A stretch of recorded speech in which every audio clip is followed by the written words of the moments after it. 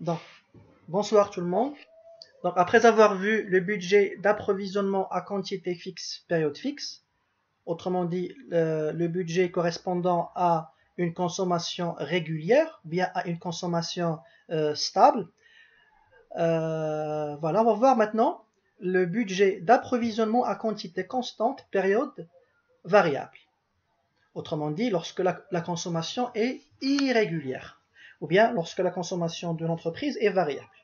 Comment ça? Lorsque l'entreprise consomme chaque période des quantités différentes, bien des quantités variables, dans ce cas-là, elle a deux méthodes pour prévoir ses approvisionnements, bien pour prévoir ses achats.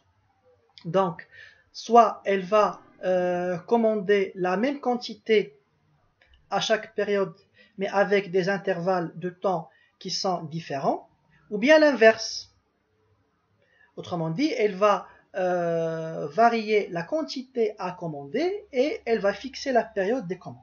Donc on va commencer par la première solution dans laquelle elle va fixer la quantité à commander et elle va par la suite varier la période des commandes. Donc pour cela, on passe par l'exemple suivant. Donc pour l'année N, les prévisions de consommation en quantité d'une matière première sont les suivantes. Voilà, donc là on a des consommations durant toute l'année. Et là, on remarque que les consommations sont variables. Donc, chaque mois, on a une consommation qui change par rapport aux autres mois.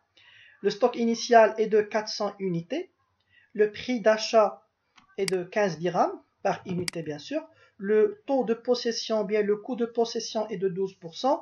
Le coût de passation est de 60 dirhams par commande. Le délai d'approvisionnement est de 2 mois au début de mois. Et le stock de sécurité représente 1 mois de consommation future. Donc d'abord, avant d'établir le programme d'approvisionnement, il faut d'abord chercher les éléments du modèle de Wilson.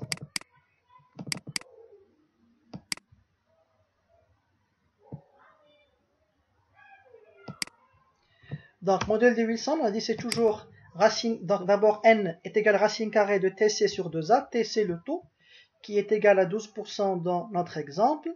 La consommation annuelle, on fait la somme.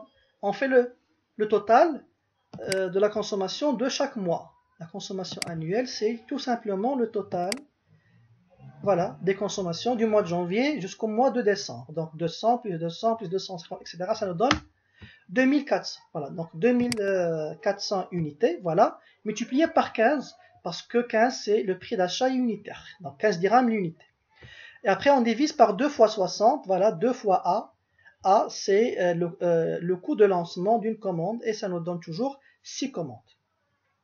Ensuite, la quantité économique à commander, comment on fait pour la chercher? Donc on va juste prendre la consommation en quantité et on va diviser par le nombre de commandes.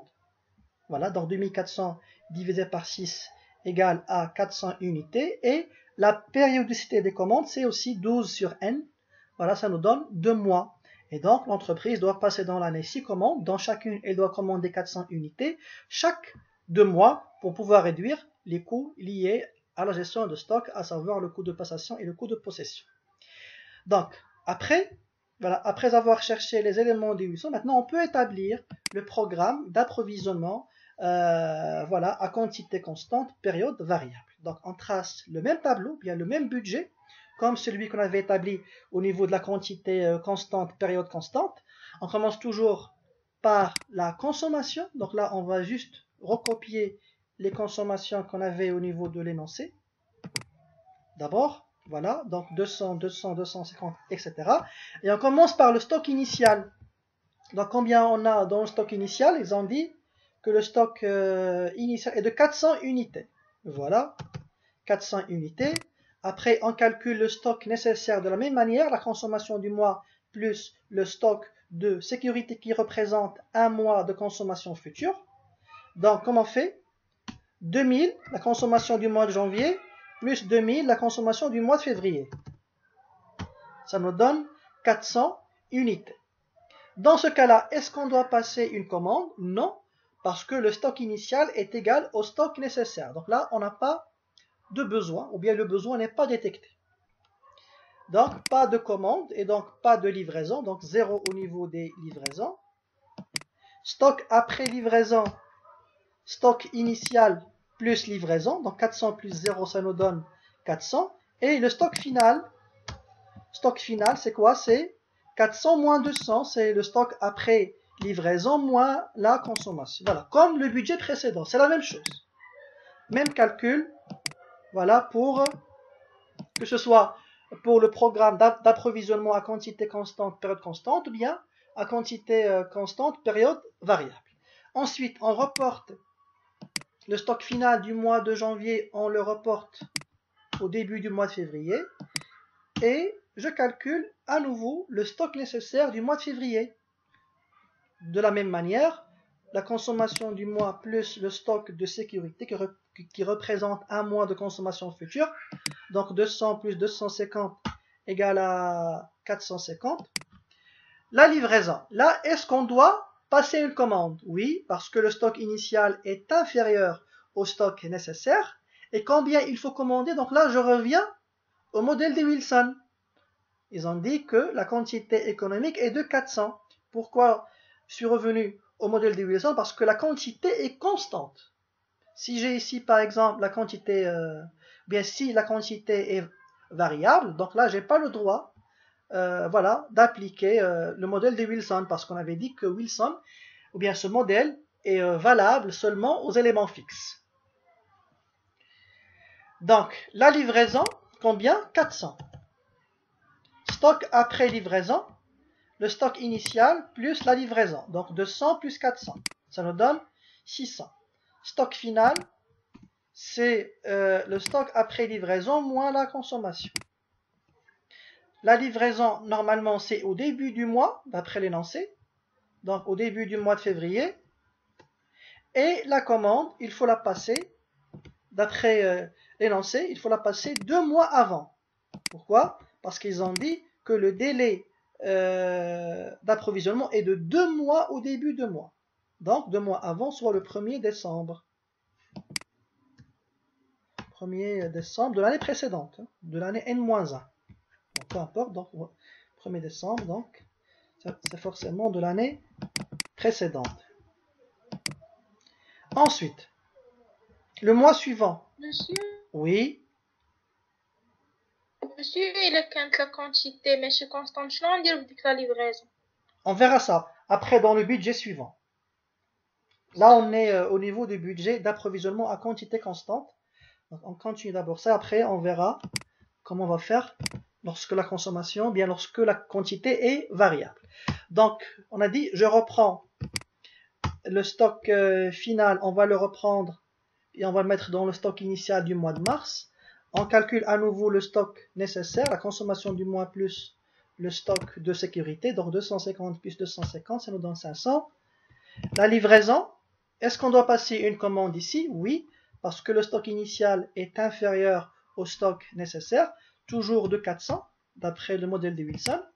Le stock après la livraison, c'est le stock initial plus la livraison. 800. Voilà, donc 400 plus 400, oui, 800. Le stock final, 800 moins 250. Il nous reste, non, pardon.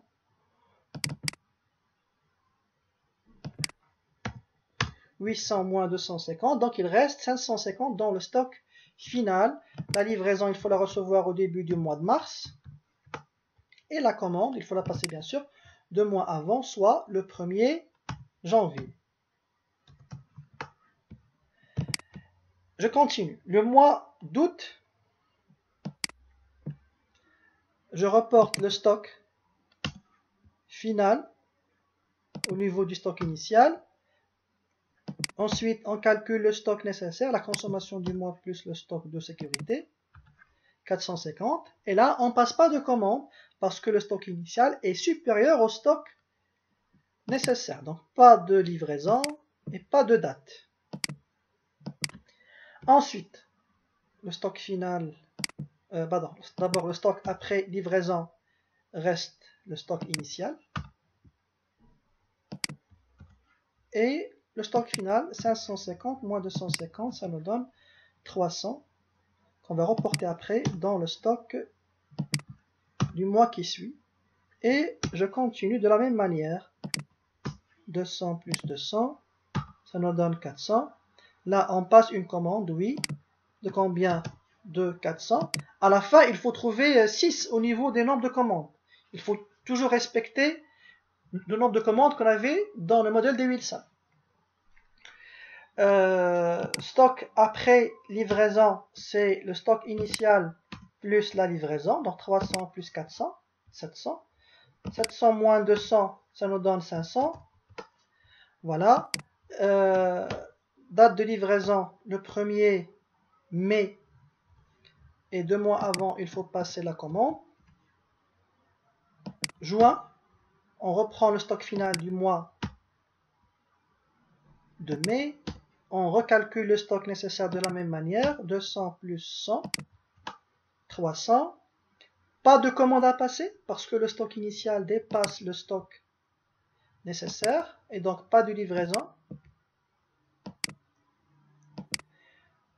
Stock après livraison sera identique au stock initial parce qu'on n'a pas de livraison. Le stock final, donc 500 moins 200, 300, qu'on va reporter après en juillet. Le stock nécessaire en juillet, 100 plus 100, c'est 200. Pas de commande à passer non plus en juillet parce que le stock initial dépasse le stock nécessaire et pas de date non plus. Stock après la livraison sera égal au stock initial.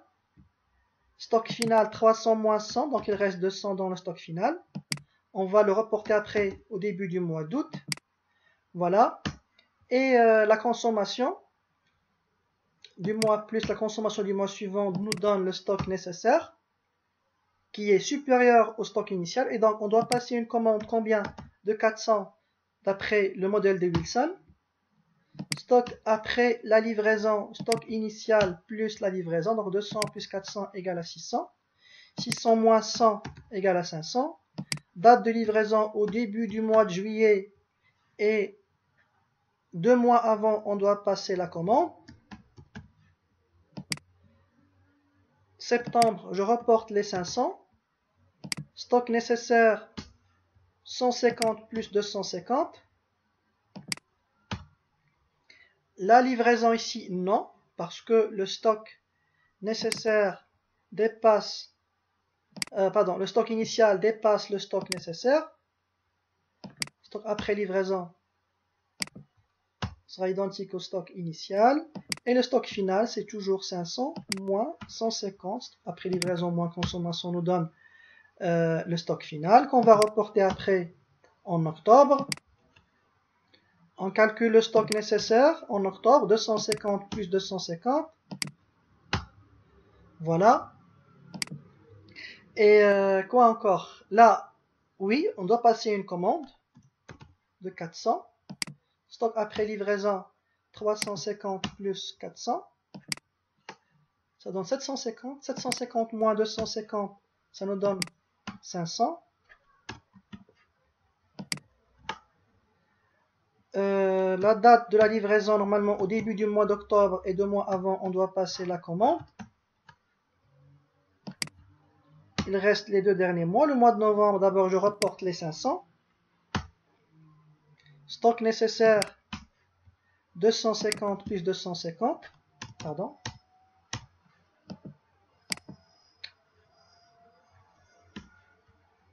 Ça donne 500.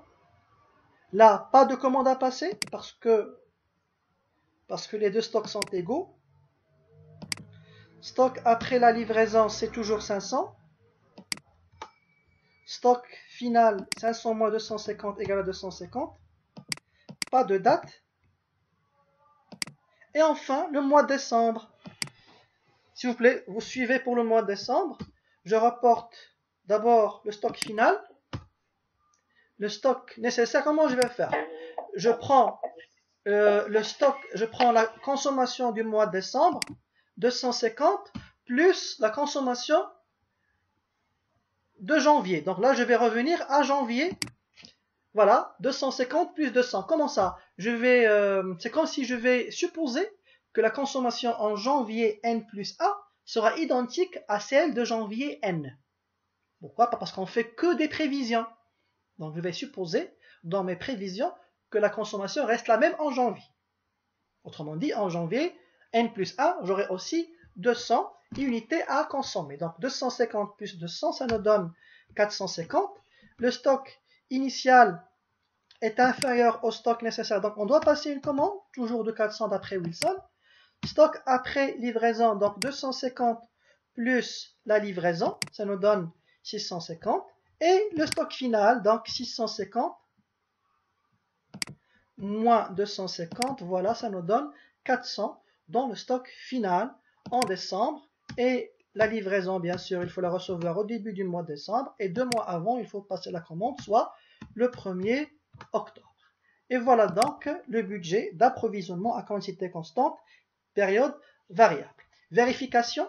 D'abord, je compte le nombre de commandes. 1, 2, 3, 4, 5 et 6. Voilà, donc il faut passer 6 commandes. Donc là, j'ai respecté le modèle de Wilson. Donc le modèle de Wilson est vérifié d'abord au niveau de la quantité, au niveau du nombre de commandes optimales.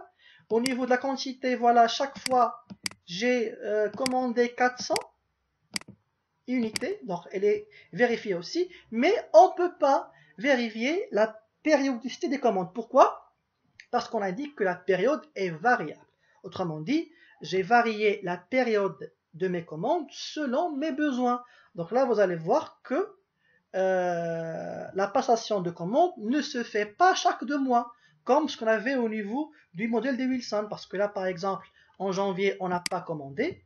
Là, on n'a rien ici. On a passé une commande ici. Le mois suivant aussi, pas de commande là, une commande ici, pas de commande 2 mois successifs, etc. Donc là, la période, elle est variable. Elle n'est pas constante. Donc, c'est la première solution qui s'offre à l'entreprise lorsque sa consommation est irrégulière. Comment ça? Elle va fixer la quantité à commander selon le modèle de Wilson, mais elle va varier la période de ses commandes selon ses besoins.